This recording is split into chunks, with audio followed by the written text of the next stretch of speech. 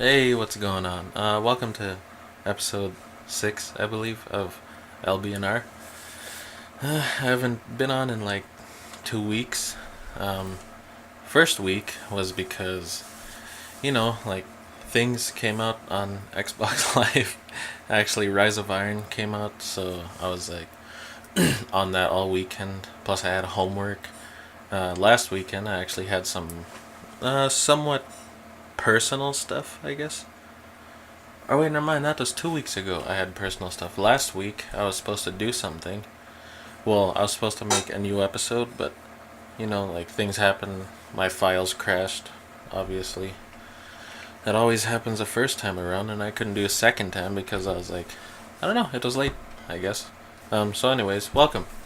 Um, what to start off with? I still have those. I still have like assignments to do, but I'm just gonna do this because, well, I haven't done this in a while. So, I don't really want to miss any more weeks, even though like I missed 2 weeks on purpose, and 1 week like I had to miss out because family time. So, but like the first and third week I missed out on purpose because I wanted to do like my own thing, my own stuff, I guess, and I didn't want to pay attention to the podcasting stuff, even though I said I wanted to do it full time. Well, and I mean not full time, but all the time. And I still got that in mind. um like I'm not gonna stop or anything. I mean, I might stop for a few weeks, maybe a month or something if work comes up, homework and stuff, but like I really want to do this all the time. And I think one of the weeks I didn't want to make an episode like 15 minutes worth because I literally had no subjects in my notes. So I that was kind of a legit reason to miss out, I guess. Um, but I got subjects this time, so it's it's no problem. um, I still got to I still gotta try not to be an introvert in my class because I know that like I want to talk to my classmates, but I'm just too much of an introvert. Plus, I have my earphones on all the time. Like I gotta stop being antisocial. Right now, I'm like talking like I'm not antisocial, but believe me, I really am. Those who know me, like they know I'm an introvert. But like my friends can't tell because they're back home and I'm over here. And basically, I'm like more open when I'm with them. Not in that sense, but I'm like more talkative. I come up with more things to talk about. It's like open minded, open minded and like out of my shell. But when I'm away from home, it's slightly to mostly different, Like here, of course, I'm in a antisocial shell, and all I do is my work. I talk to a few of my classmates from time to time, and by few I mean just like two or three, realistically. But I want to talk to them, but I don't know. It's just like this resistance of socialness, I guess. Sociality, sociality. Or I don't know if that's a word, but I just invented a word, so you can just put that in your dictionary. um, let's see here. I think the other week I finished like 4 or 5 assignments, and what I did was I went straight to the canteen, or I think that was just one of the vending machines, and I got myself like just a chocolate bar, and basically I treated myself. Basically, what I'm saying is, if you do something, if you like succeed or finish anything, then you should probably just get yourself a cup of juice or a cup of coffee or maybe a little snack. Treat yourself because those little rewards make it like worth doing those little tasks. I mean, they could be big tasks as well. Um, Yeah, that's life is all about those little rewards that you give yourself. It just makes you feel like, oh, I accomplished something, so I might as well give myself a reward. It's like somebody asking you for something, like a favor, and they say they're gonna pay you. Except you think about it and you say you're gonna pay yourself, so you just put yourself to work, finish something, then just have your little have your little personal time, have a little you time, because that's all that matters is the time you get to focus on what you're doing, not what others are doing for you, but what you're doing for yourself. Like I remember in grade 5, we had this point system. I think they still have it to this day. I'm not too sure. I would kind of doubt it.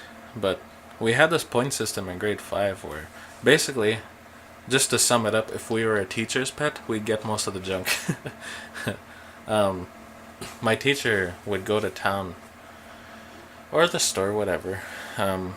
He would go get chocolates and chips and sometimes even pizza. The way it worked was these treats cost points, and basically by being a teacher's pet or like cleaning up and finishing your work or even helping other students, you'd acquire these points, and basically at the end of the month or week or whatever, I think it was the end of the like every 2 weeks or something, you'd count up your points, sum them up. Even though we had to do it, I know our teachers already had our points summed up. But anyways, that was like a little work thing for us to add up our own points. So basically, most of the time I had the most points. You know why? Because I was being a teacher's pet. It was the only way to get around in elementary, really. This is the time I met my friends that I graduated with around this time. I'm pretty positive. I've been friends with a few of them since like kindergarten. I know one of them I've been in class with for a few grades until I upgraded. I skipped kindergarten, grade 3, and grade 9, I'm pretty sure. Because, like, I was quote unquote different. I was kind of an intellectual being, I guess. I was, I was like unique. I was different. When in reality, I just knew my work. I knew what to do. I figured it out. Although I could say I am smart, I don't want to boast about it either. Because I know most people like repeat grades, but I skipped grades. I should have graduated when I was 19 or 18. And sometimes I think back to it, like my science class, we had this test, chemistry actually. We had this test, and like retakes weren't allowed for some reason. I think it was just like getting used to the whole exam in college kind of thing, because high school basically prepares you for college, except some people lie about it and it's not exactly how you expect it to be. It's a lot different, really. So basically, like, I should have been the kid to submit my assignments on time, but I was always late. Like honestly, I skipped school most of the time, and I still graduated. Like, how? How did I do it? Even ask myself, how did I do it? My friends will know, as a matter of fact, that I slack most of the time. They will tell you. And what was I talking about? I forgot what I was talking about. Well, yeah, like I skipped grades. Some people repeat grades and stuff like that. It's like I did that retake on the test. Retakes weren't allowed, but somehow I got a retake and I passed. Like, first time I got 44, then the second time I got 62. And 60 or 50, I can't remember. But 60, I think, is the passing mark, and I just got 2% over it. And I was like, yes! did it. I was just like, I was so proud of myself. I was so excited that I passed that grade because I hated chemistry in school. I hated chemistry. I hated mathematics. I only loved English, biology, science. I sound like a nerd. Home ec, which is like cooking, and physical education. Because we got to go to the gym. I didn't mind the workouts. They were pretty fun. Like jogging around the gym and then doing push-ups, sit-ups, and jumping jacks or whatever. I can't remember what we all did in that because we only had 15 minutes worth of working out and like a few hours of screwing around in the gym. And physical education is pretty fun. Get to learn about being nutritious and stuff. Actually, my job skills program, I took a job skills program I took last year. We had to do these workouts, and it was the hardest thing in the world. Like, we jogged from our band hall up to a place we call car dump, and which is self-explanatory. And basically, we had to stop there and do squats. And right, we had to line up beside each other because we wanted to see like how low can you go, that kind of stuff. But with squats, and basically I had a jeans on.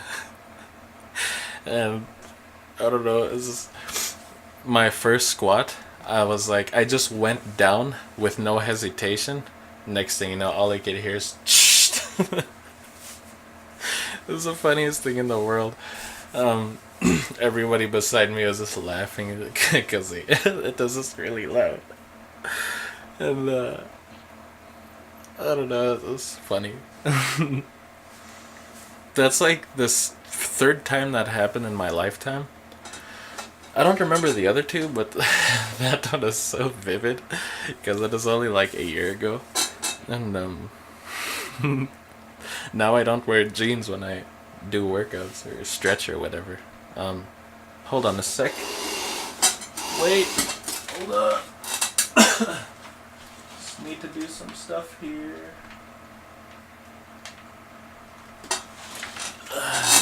Get back here. Oh, shit. How you doing?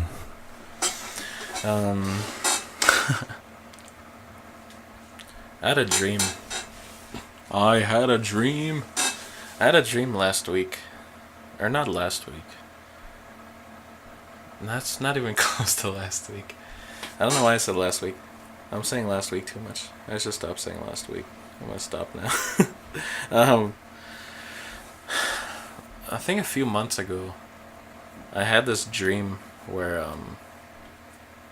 I was roaming around my community, and all the lights were all the street lights were shut off. The sky was gray. It was kind of like evening kind of type. There was like crazy drivers around. None of the house lights were on. It was kind of like this community was abandoned, but it was taken over by rebels, I guess. And like a gang of people who just like drove around like really messed up cars and broken and old, like Mad Max kind of stuff, if you ever watched that. It was kind of like that, but not as intense. Basically, I was walking around near the church of my community, and like there's this road going like up, I guess, and down to the other side. Basically, I was walking on that road, and like all these vehicles are flying by. I was walking with somebody. I don't know who. I don't remember who, but I was just like just enjoying myself. And in your dream when you like teleport, I guess, somewhere, and then you're like in another situation. It's like when you go to bed, what you think of is what you dream of. I don't know why I was dreaming of that, but this next segment of my dream, like I was pregnant. I had a dream I was pregnant, and I remember this vividly for some reason.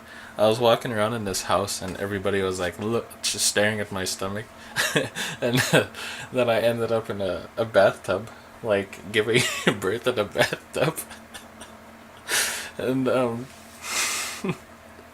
I was like, at the end of the bathtub there, I was on my knees, and like my butt was sticking like outward. I wasn't sitting on it, but I was like on my knees backwards, and like I gave birth into the water, and um basically I had a baby boy. Congrats to me. um that was like the weirdest dream I've ever had, and I've had some weird dreams. Like this one time, um I had a dream I was like walking by the trail near my house, and then I ended up in a some kind of pit or whatever. Then there was like a giant, like a big anaconda or whatever, or a king cobra. Yeah, there was a giant king cobra in front of me, and it was like he was going back and forth, like you know when those people with flutes like play the flute like or whatever, and basically this snake comes out like he's just waving or whatever, like in a wavy form. That's how that snake was there. He was just like chilling. I don't know why I'm doing that, but he was he was just chilling there staring at me, and then like that's when I just woke up. And that was like the most random thing ever. I don't know why I dreamt of that. Dreams are so weird when you have like weird thoughts like the night before you go to sleep. It's just like it's super weird. I don't get why I have those kind of dreams. It's just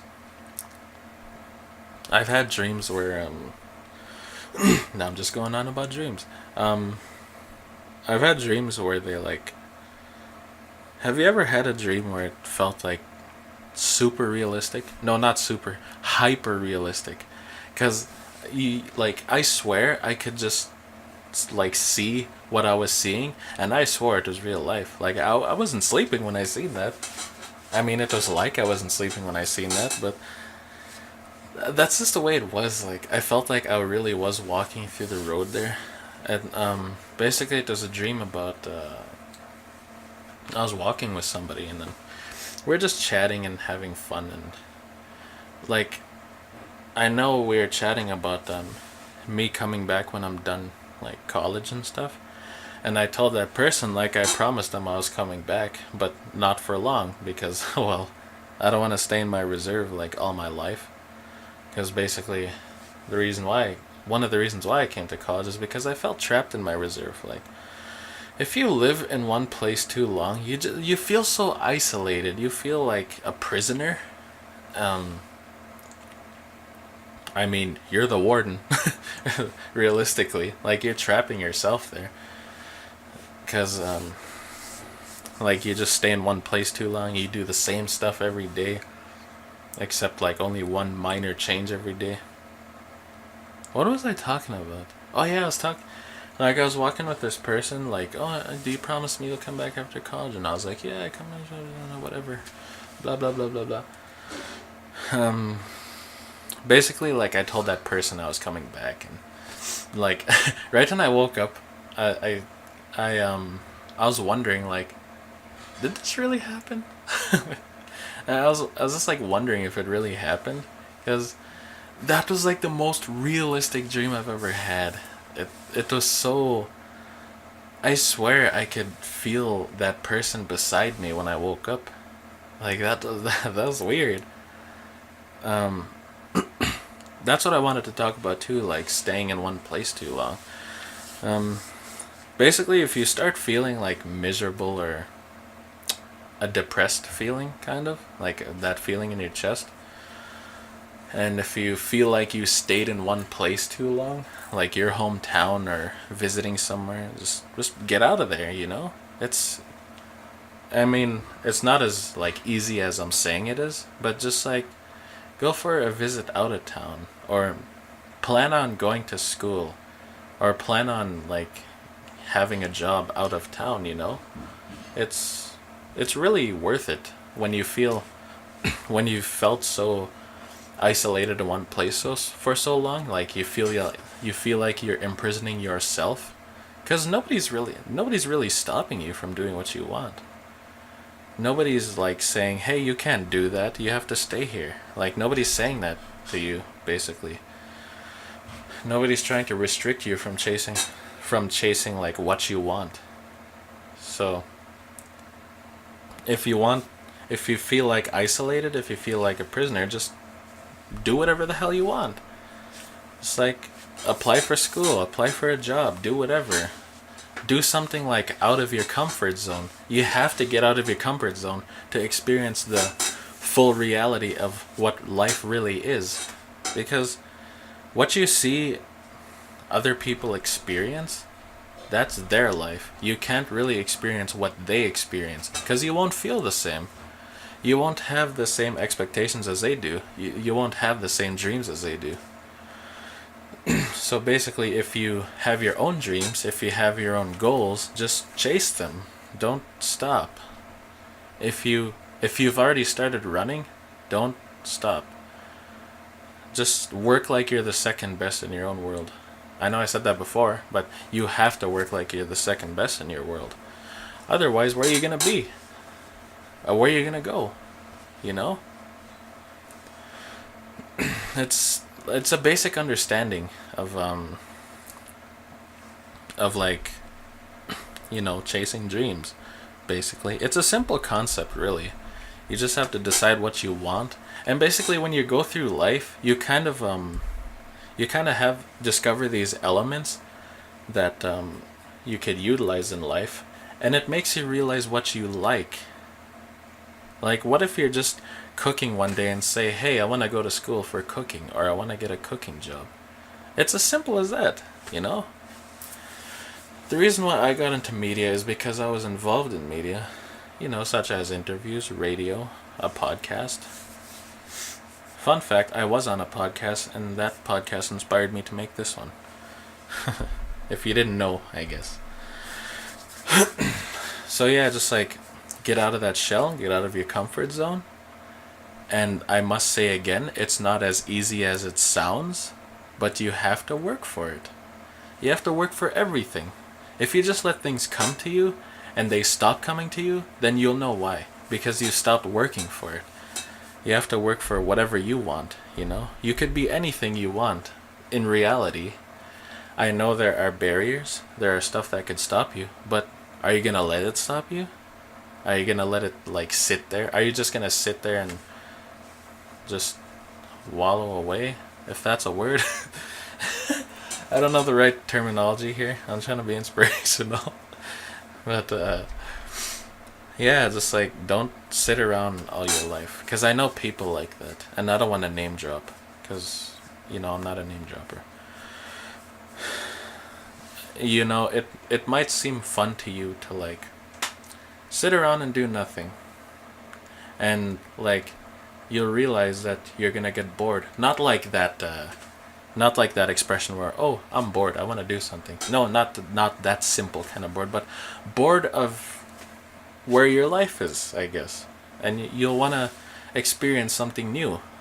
And basically, when you experience that new thing, you'll feel like a whole new person. And when you're a whole new person, then everyone's going to wonder what happened to you. You know? That's going to be amazing when somebody asks you what happened.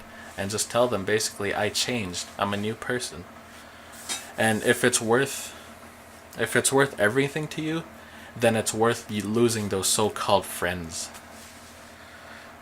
The reason why I say that is because people have those friends that depend on them for one thing, and one thing only, and just like it doesn't feel like they're really friends, and that's really sad. Really. So basically, if you lose those friends, then you're gonna feel better about yourself. You're gonna feel like you're not being used by anybody. You're gonna feel like you achieved something, and that's how everybody wants you to feel. Everybody wants you to feel like you achieved something. So you should go out there and achieve something. You know, chase your dreams. Work like you're the second best in your own world. I have this motivational letter here. Hold on, I'll get it. Hold on. Got it. In a class, I had to write a motivational letter to myself. And I hate this chair. Holy. Anyways, we had to write a letter. I almost said chair. We had to write a letter to ourselves to basically tell ourselves, motivational stuff. So what I wrote down is, you feeling down, feel like giving up, can't go on? Stop what you're doing and think about it. You don't know how far you've come. If you quit now, you'll be right back at the bottom. No one can tell you to keep going but you. You are the inventor of your visions. With all the willpower in the world, you can do anything. It's easy to make blueprints, but it takes time to build it, to construct it. That's what... The hell does that say? Oh, that's what you've got to do with your dreams. If you can develop the thought, you can bring it into reality and construct it. When you open the door to an opportunity to achieve what you want, another one opens. Once you get what you've always wanted, don't stop there. Keep going like you're the second best in your own world. See, that's where that comes in. Your greatest enemy is not anyone else. It is only you. Your greatest enemy is yourself. You get that being followed feeling you get when you're walking? That's the first best person in your world. I mean, okay, I kind of ruined it there. That being followed feeling you get when you're walking, that's him. Don't let him catch him. Don't let him catch up to you. Keep your lead and stay ahead. Don't let anything cause you to fall behind. You've got to work hard to stay ahead. Leave your past behind and find solutions for all your problems and troubles. You may look at yourself and think, that's all I am. Is that true? No. There are many things you haven't discovered about yourself. There's more to you. More than the eye and mind can see. Even more than anyone else could see. So remember, you are you. You're not perfect, but you're the image that you've imagined you've always wanted to be. And I could imagine an applause there. Yeah, that's my letter to myself. I keep it beside my dresser so I could, whenever I'm feeling down, I could read it, and it's just right there in my convenience. So that's the perfect way to end this episode, is motivation. So remember that if people don't like who you are, then tell them the bad news. Tell them you can't have them in your life. I mean, if they're even in your life. But if they're just like other people, then they're irrelevant. They don't matter to you. It's just their opinion. Because you are unique. You're the piece of gold that got chipped off. You're the diamond in a bunch of rocks. You are a diamond in a landmine. Basically, nobody can change your image but you. That's why you gotta chase your dreams and work like you're the second best in your world. This has been episode 6 of LBNR. I really enjoyed recording this episode. This is probably my best one because of this, motivation segment at the ending. And if you liked it, then you could like it. If you want to share it, then you can share it. General feedback is always appreciated, like comments, and if you disliked it, then that's okay. At least that's fake. I said fake. At least that's feedback, I don't mind. And again, I really feel like I have to repeat this, but I don't really care if I don't get likes or dislikes or comments on my podcast. I really love putting these out. It's up to other people to listen to these.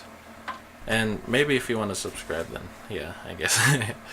But yeah, make sure to share this, because I really want people to listen to this ending segment. Well, the last 20 minutes, I guess. I mean, the last 10 minutes. This is going horrible. I don't know what to do. See you later.